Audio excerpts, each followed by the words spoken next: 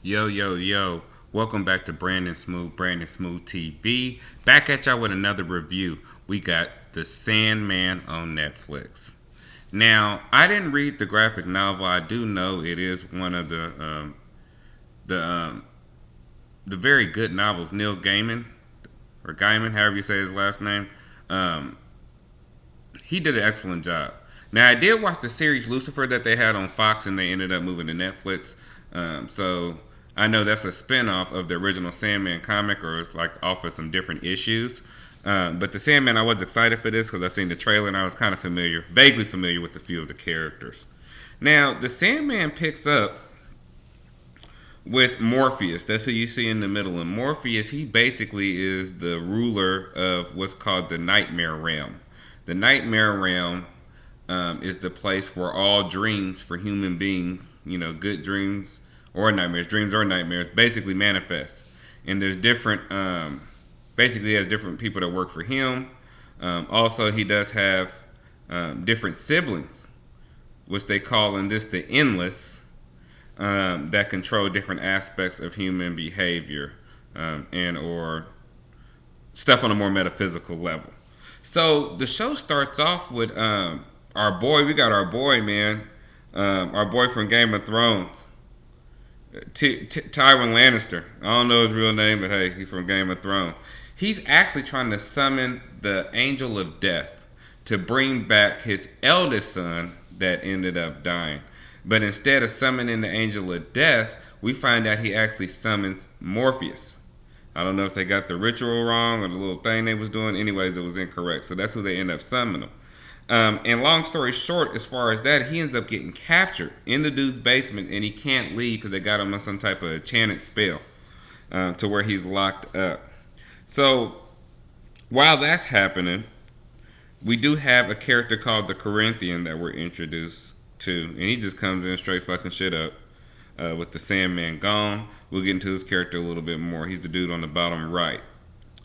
Now, what happens is the dude that ended up trapping Morpheus, he ends up dying. His son accidentally killed him because his youngest son was still alive, and he treated him like a piece of shit. But anyways, he ends up getting super old because he's been holding Morpheus for over a century. But once they finally let their guard down, and a guard falls asleep, no pun intended, the Sandman is released. And that was a really good scene visually. I know that's a very, very popular comic book panel scene, but when he got released, that was real good. And I do like the style they had on this and the way they made stuff look. I thought visually it looked fucking awesome.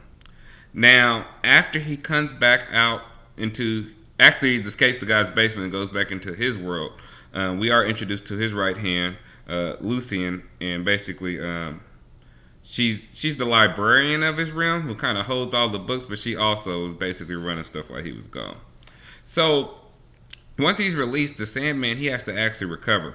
And sorry, I didn't say spoilers at the beginning. I'm just going through what I remember from the show.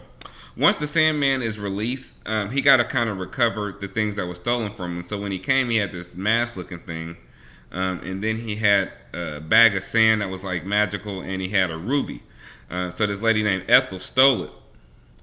Furthermore, the Corinthian actually warns Ethel, look, Sandman's coming. He's coming back for his stuff he's released, and you need to figure it out. So what we end up finding out is Sandman, as I mentioned before, he does have siblings. Destiny, Desire, Despair, Death, etc. He got a lot of different siblings. And in order for him to gain his power back, he has to go back and basically take things from his realm that he created so he can get more powerful to get his sand and his ruby back. So we end up meeting Cain and Abel. And I don't know if this iteration is the same as the biblical Bible, but it does have some, definitely has some similarities.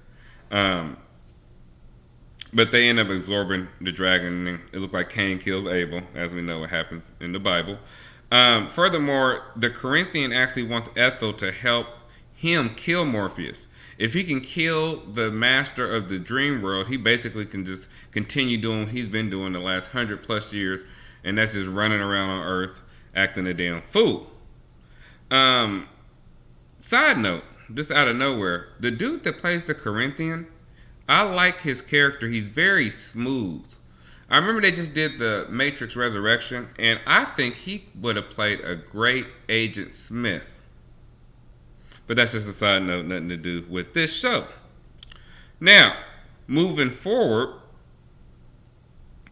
we get to the next episode, and it's coming up on my favorite one. What else happened in between there? Oh yeah, he met the Fates, and the Fates are basically 3 and 1 and 1 and 3, three witches. We've had different iterations of them in Greek mythology, but the Fates basically they can answer one question, and he's basically trying to find out where his stuff is. Now, Ethel actually, we find out she has a son, and the son is in possession of the ruby that Morpheus needs. And then the Corinthian actually tells Lucian that Morpheus doesn't care about them, just himself. And he's basically trying to woo her, Morpheus' right hand, into kind of doing what he do. But he has changed, and we'll see how that happens throughout the series. Now, the next episode, I think we get introduced to Constantine, but it's not John Constantine. I think it might be his daughter. She's in the bottom left-hand corner.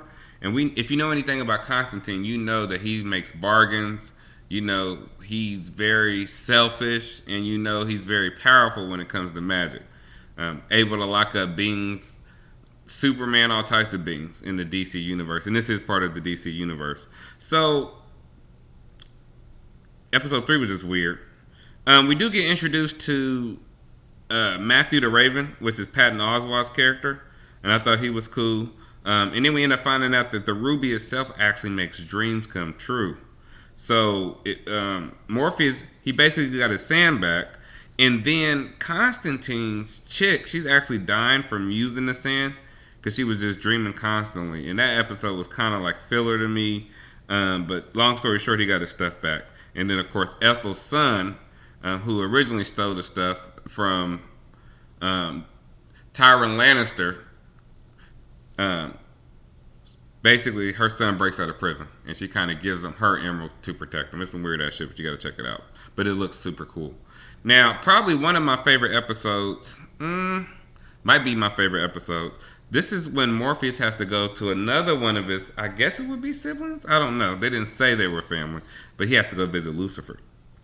Lucifer and Mazakine's design in this show was absolutely fabulous. And you see on top, of course, is Lucifer. And then Mazakine's kind of like a secondary character. They did go a different route, and I seen no issue with it personally. Because if it works, it works. And whoever the actress is the actress that plays Lucifer does a great job. So they did do a gender swap to where they made Lucifer a female, but it's an angel anyway, so hey, I don't know if they got private parts. Long story short, Lucifer and Mazikine actually... They're not in the way, but we know that Morpheus is trying to get his helm back, and that was the mask I mentioned earlier. So basically, his mask that got traded on Earth, and then it ended up getting traded to a demon. And of course, Lucifer is in control of all the demons. So Lucifer's like, look, you got a battle to get it back. And the dude, basically, they get to do like old school, and they get to choose their champion. So Morpheus chooses himself, and then the demon that took the helm, he chooses Lucifer to fight on his behalf as his champion. So we about to have a battle. Let's get ready to rumble. And I like this version of Lucifer too. Basically different from the TV show. Very subtle, but super deadly and low-key kind of nutty and just super scary and creepy as hell. I do like this interpretation. You don't have to necessarily yell or show your power or dominance, and you can kind of be subtle and cool. That's that real power type shit. Michael Corleone type. I'm laid back, but I have all 5 of the Mafia Dons took out in the same day energy. If that makes any sense. Good episode. And the way they fight, it was weird. It was almost... I'm trying to think of a similar fight. Anyways, they say something and it kind of manifests and like attacks them. So somebody be like, I am a snake. And then the snake go over and like bite them. And then they be like, I am an eagle. And then the eagle come down and grab the snake. And it got so far where somebody was like, because they got to kind of like one up each other. Somebody's like, I'm the universe. He said, and then she said, I'm anti-life. And then he just said, he's hope. And, basically that hope or faith or whatever kind of destroyed everything. So Lucifer, wants to actually destroy Morpheus, we know, but ended up losing, and he got his helm back and left. And the people in hell, they actually get to still dream of heaven. That's the last thing he kind of told Lucifer, and that pissed them off. But it gave them hope, and that's why hope beat anti-life or any other evil stuff that they tried to say. So that was a dope episode. I would like to see more episodes. This character was in here in this series probably like twice. Episode 4 in the end. But they did set it up to probably bring him back. Episode 5 picks up with the Ruby, and this is a different episode too. Didn't have a lot of the main characters in there, but it picked up with Ethel's son. This was the weirdest fucking episode I ever. Probably this is the weirdest episode of the whole series. So it's a waitress, and you're trying to figure out what she is. Is she one of the endless? Basically, the Ruby kind of brings out of people how they truly feel. And you could tell the waitress is kind of controlling people because they're in this diner, right? And it's like some people come in, but then they like can't leave. And it's like she knows everybody in the diner. It feels like a small town vibe. Like, it was weird. Long story short, Ethel's son sitting in there, John, and he asks him what he wants. You know what I'm saying? And then he tells her, he's like, look, this is going to be a very, very eventful day. Everybody's gonna get what they want. So people start coming in the diner. Long story short, this fool is using the diamond to bring out people's true intentions. You end up finding out that the waitress loved to cook, but the cook, he didn't came over to her house to eat a lot, but they never hooked up. And the cook is actually having sex with her son. It's some weird ass shit he admitted. The Ruby kind of made him tell the truth. Now it's another power couple that comes in beefing, and basically it's this CEO lady that's in power, and she hired this young dude, married him and groomed him, probably 21, 22, 25, very young. And now she runs everything, but he feels like, he's getting his ego stepped on as a man because she basically is in control of everything and let him do shit. All the way down to how he eat. This motherfucker wanted a cheeseburger for their anniversary, and she told him he had to get a salad. And then he ended up choosing a salad. But I would eat what the fuck I wanted to eat. Anyways, so that's the second couple. And then there is another lady. She just broke up with her girlfriend, so she's kind of upset about that. And long story short, everybody just end up hooking up with everybody. The dude getting interviewed by the lady in the dude's company, the CEO's company, and she was like, we can do the interview right now. And they start hooking up. And then they all just end up killing each other. Because John used the Ruby to show them their true selves, and they couldn't handle the guilt of what they done. I assume so. It was a weird episode. Now John ends up fighting Morpheus once Morpheus finds him, and of course Morpheus wins, right? We know that. And then instead of killing him, he made him sleep basically forever. And the episode ends. I don't know who this dude is in a pantsuit I put, but it's Morpheus' younger sibling. We know that much. Now episode 6 picks up. Morpheus actually wants more beyond his duty to the nightmare realm, and he visited his sister Death. This episode was pretty good. Now, out of all the episodes, I did like this one because it focused on Death and Morpheus' relationship. That's his sister in the up left-hand corner right next to Lucifer on the Lucifer's right side. And the way Death came, because basically he followed his sister all day. Of course, she had to work, quote-unquote, but you Death. So it was crazy. This was a good episode, and she was very nice. She took people up to heaven. It was nice. You didn't get to really see it. They just showed like shadows. You could see wings and stuff, but it was sad. Death came for an old man. That was cool. And then Death came for a baby. Oh man, not the baby, but death comes for everybody. And then she tells them that they are human beings, and she tells them basically their entire purpose is to serve human beings. She said, look, we're here for them. So his big sister taught him a lesson. He had to remember why he had the dream world, and what his duty is. Now, this was a good episode. I forgot this was the episode. Okay. So they go back to But they didn't go back to. They're going through time, right? But it's like the year 1389, right? And basically, this scene was crazy because Death was talking to them. They was inside of a tavern, and basically, they kind of made a wager. It was a dude in there talking shit, and they're trying to understand human beings. You know what I'm saying? So they're just kind of eavesdropping and listening to the conversations. One dude's like, "I'm living forever. I'm never gonna die." And then Death looks over at Morpheus, and she was like, "Hey, you gonna take him up on his wager? I won't come take him out. We'll let him live. He will never die." So every 100 years, Morpheus went over to him and told him, basically, "You're not gonna die, right?" He said, "Meet me in this tavern in 100 years." Dude, of course, didn't believe him. Tossed one back, cool. But this motherfucker kept living. And 100 years later, Morpheus come back and dude is in the tavern.